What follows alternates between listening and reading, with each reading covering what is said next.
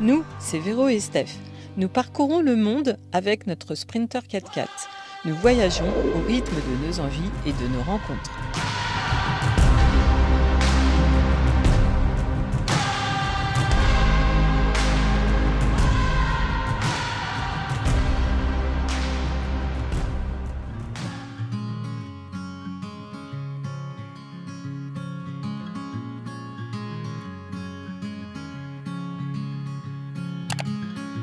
Later on in the night,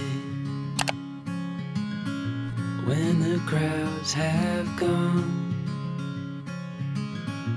we could talk under moonlight till dawn.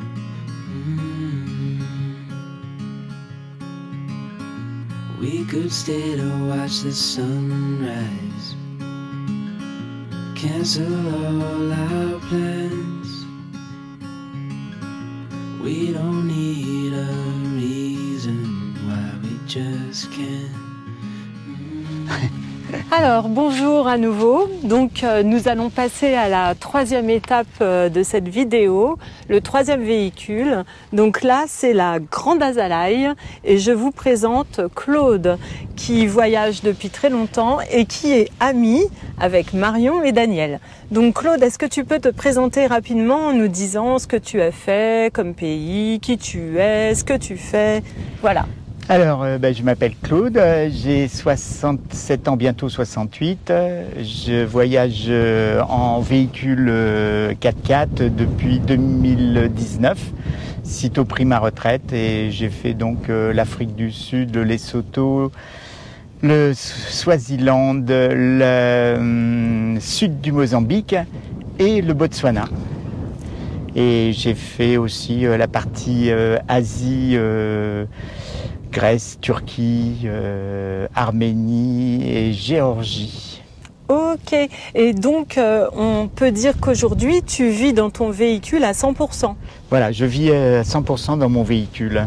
Voilà, et tu peux revenir en France de temps à autre, voir tes enfants, enfin... Voilà, moi avant, tous les voyages que j'ai faits, c'était par intermittence, parce que j'avais un petit garçon de 15 ans au départ, qui a 19 maintenant, et donc je retournais le voir parce que je m'occupais de lui à mi-temps. Ok. Et là maintenant, je suis libre et je peux voyager plus longtemps, mais je laisserai le véhicule dans un pays. D'accord. Et puis je reviendrai en avion. Ok. Voilà. En storage, yes. Ok. Alors Claude, là nous avons besoin de connaître au niveau de l'eau, la contenance de ton réservoir et la contenance de ton réservoir gasoil. Alors moi j'ai 2 jerrycans d'eau, j'ai 80 et 40, donc 120 litres d'eau. Ok. Et en gasoil, j'ai 2 fois 45, j'ai 2 réservoirs additionnels et puis le réservoir principal, je crois qu'il est à 85-90 litres. Ah ouais, ça fait quand même au total 190 voilà, ou même 200 litres. Oui. Ah ouais, c'est pas mal. C'est pas mal pour pouvoir voyager, surtout. Oui. Je garde toujours un réservoir sans y toucher au cas où. D'accord. Parce que sinon on vide et puis voilà. Tandis que là j'ai 45 litres devant moi. Et au niveau de l'énergie, donc comment ça fonctionne? Tu as des panneaux de combien? Tu as des batteries de combien? Alors, très bizarrement, par rapport à tous les voyageurs qui sont à plus de 200, voire 300, 400 watts, et moi j'ai un petit panneau de 130 watts qui est d'origine. Ah bah oui. Et j'ai 2 batteries lithium, à gel, je sais pas si d'accord, oui, c'est ça, gel. Ouais. 2 batteries cellules. J'ai une batterie donc pour le véhicule démarrer et j'ai aussi une batterie pour tous les accessoires comme les LED et tout ça. Alors on va passer donc à l'intérieur du véhicule. J'ai honneur aux dames. Je rentrerai après. Capitaine Véro. Ah ouais, c'est beaucoup plus grand là. Ça n'a rien à voir avec les autres. Disons que si je laisse la table, ça bloque ici. Ouais. Donc ça fait pas très grand. Mais avec la Mais là, table c'est bien. enlevée, ça donne un espace vraiment très très important. Bah oui. Non, non, c'est top de top. Donc là, c'est la plaque Wallace, Ok. la fameuse plaque Wallace Qui fonctionne au fonctionne gasoil. bien. Ok. Il y a plein de placards partout. Ouais. Il y a- Là, c'est ta douche, je suppose. Voilà, donc la douche, on passe par là. Douche, Oh là là. douche c'est top, WC, ça. Ah ouais, c'est cool.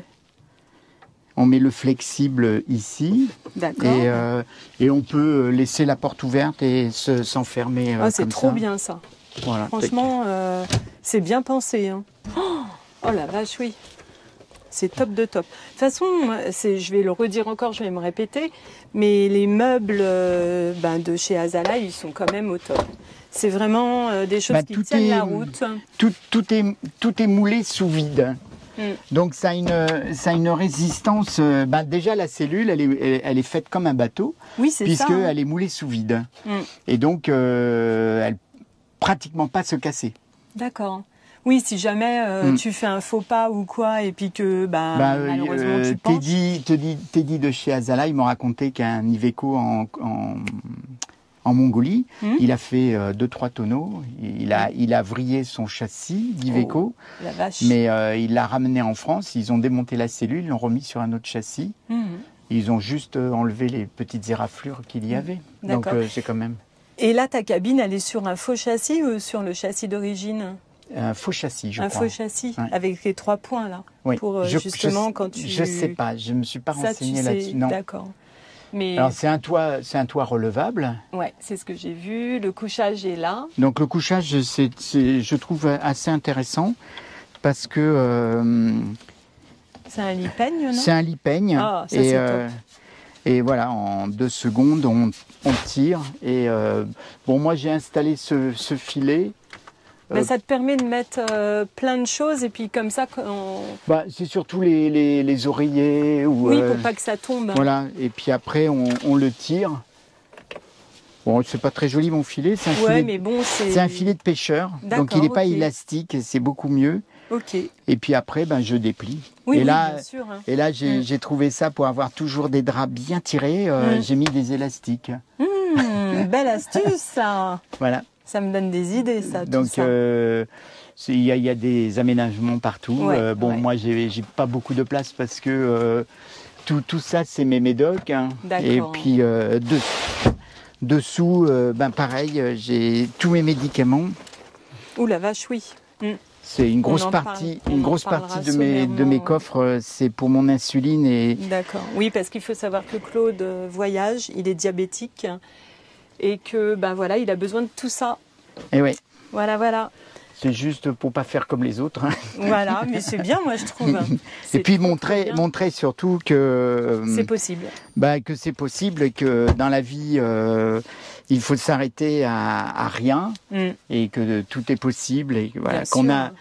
on a assez de force, comme je dis souvent, on a assez de force en soi pour soulever des montagnes. Exactement. Voilà. Ouais. Alors Claude, quel est ton meilleur moment lors de tes voyages? Quel a été le moment qui t'a le plus marqué?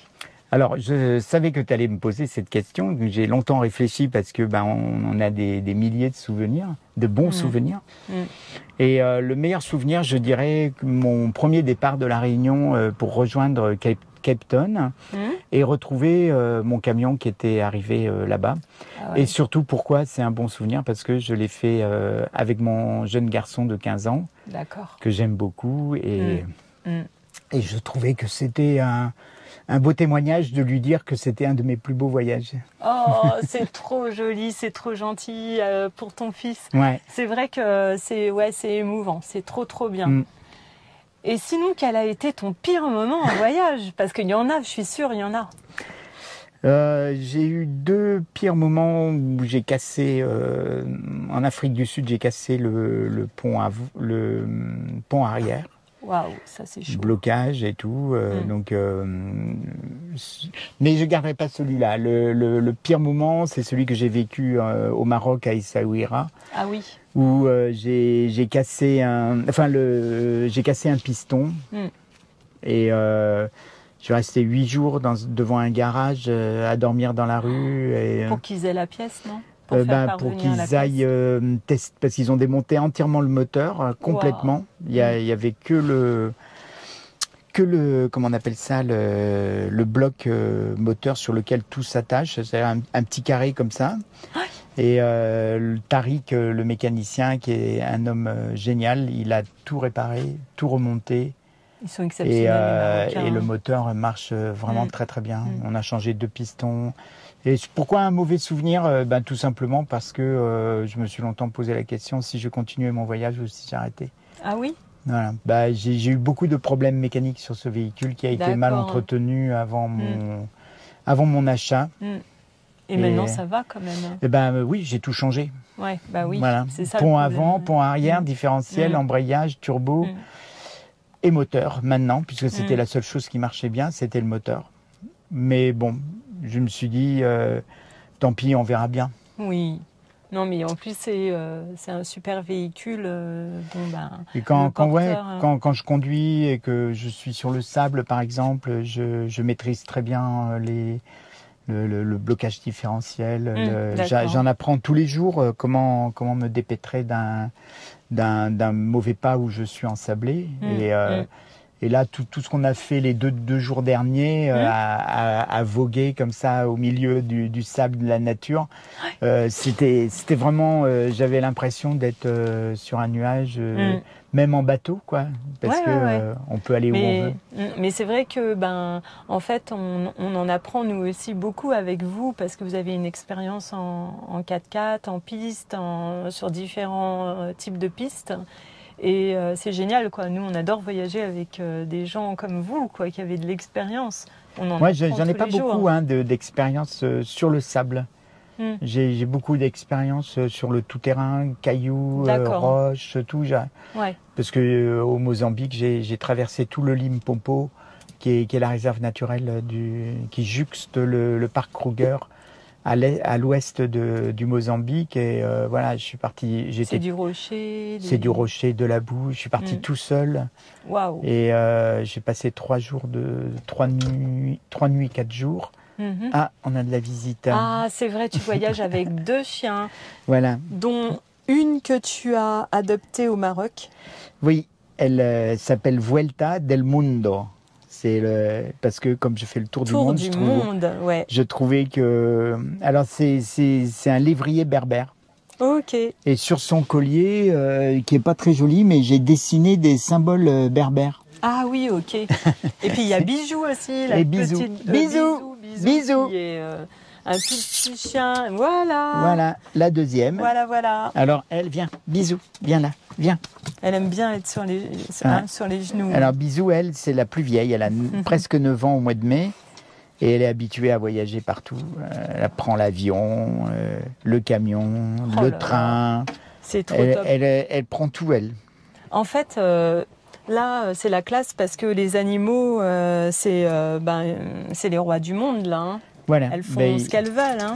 Disons qu'il faut trouver le spot. C'est pour ça que je disais l'autre jour que la liberté, elle commence là où les chiens peuvent errer sans qu'on soit derrière à les surveiller. Ouais. C'est donc, trop top. Là, je les surveille pas trop parce que là, on est vraiment sur un super spot. C'est vraiment très beau. En tous les cas, nous, on est super contents de voyager avec vous tous. Hein. C'est vraiment très, très chouette. Hein. On en apprend bien, puis on passe des super soirées au bivouac. Des apéros à la menthe, des apéros il n'y a pas d'alcool à l'infusion de gingembre et de carcadé, d'hibiscus africain. Voilà. Non, mais c'est trop top. Donc, vas-y. Donc je voulais juste parler du diabète. Ah oui. Et donc moi je suis diabétique depuis l'âge de 25 ans, donc j'ai fêté mes 42 ans. Et donc c'est une maladie que j'ai mis 12-13 ans pour l'accepter. Donc j'ai fait 12 ans de dépression active parce que je travaillais beaucoup, mais j'étais pas bien dans ma tête, dans ma peau. Et donc la course à pied m'a permis de me lancer des défis. J'ai fait des tas de choses super intéressantes comme j'ai fait 6 marathons, dont un en 3h23. J'ai fait 6 fois le Grand Raid, dont un en 26h29 avec 130 km et 8000 mètres de dénivelé positif et négatif. J'ai fait 4 sommets des Cévennes Summit. Et donc tout ça, pourquoi j'en parle, c'est de montrer à tous ceux qui deviennent diabétiques que il y a toujours, c'était Mano Solo qui disait ça, un chanteur que j'aime bien. Il disait qu'il y a toujours plus profond que le fond. Donc ça veut dire qu'on ne touche jamais le fond et qu'on peut toujours sortir la tête de l'eau. Et moi j'ai réussi à la sortir 13 ans après. Bravo. Ben, on le voit. Voilà. Et là, moi, ça me permet, d'être malade, d'avoir cette maladie-là, j'embête personne. Ouais, oui. Mais on le voit, on vit ça nous aussi tous les jours avec toi là, depuis qu'on se connaît. Et je trouve ça fabuleux, quoi. C'est vraiment. Parce qu'il y a certaines personnes peuvent avoir une certaine restriction en disant, on va pas se travailler avec quelqu'un qui est malade. S'il lui arrive quelque chose, qu'est-ce qu'on va faire et tout ça. Et en fait, moi, j'ai des coups de mou des fois, mais j'en parle pas. Je me débrouille tout seul. J'admire. J'admire. Je veux donner un exemple. Ouais, mais c'est un très très bel exemple. Et puis là, je vais partir au Sénégal dans une vingtaine de jours. Et au Sénégal, j'ai déjà commencé dans un village à les fournir en matériel pour les diabétiques insulino-dépendants. Ah ok, d'accord. Donc je suis déjà allé une première fois en avion et puis j'ai envoyé 2 colis. Et là, ils m'attendent pour faire une formation sur comment gérer l'insuline avec les repas. Ok. Quelle alimentation pour un diabétique. Bravo. Alors, je suis pas médecin. Non, mais c'est bien d'en parler. Je vais me faire accompagner d'un médecin pour ne pas avoir de problème. Voilà. Non, c'est très bien. Eh ben, on va repartir à l'extérieur du véhicule. Donc, je me permets de descendre. Allez-y. Alors, pour finir cette vidéo, donc nous vous avons présenté donc Claude avec sa grande azalaï. Et je voulais simplement lui dire que nous sommes fiers de lui parce qu'il voyage vraiment dans des conditions, je crois pas qu'il y ait beaucoup de gens qui le feraient. Et nous sommes trop contents de voyager avec lui. On l'a connu grâce à Marion et Daniel. Et franchement, c'est top. Merci. Merci à toi, Claude. Tu vas me faire pleurer. Non. Merci à toi. C'est très gentil. Cancel all our plans. We don't need a reason why we just can't.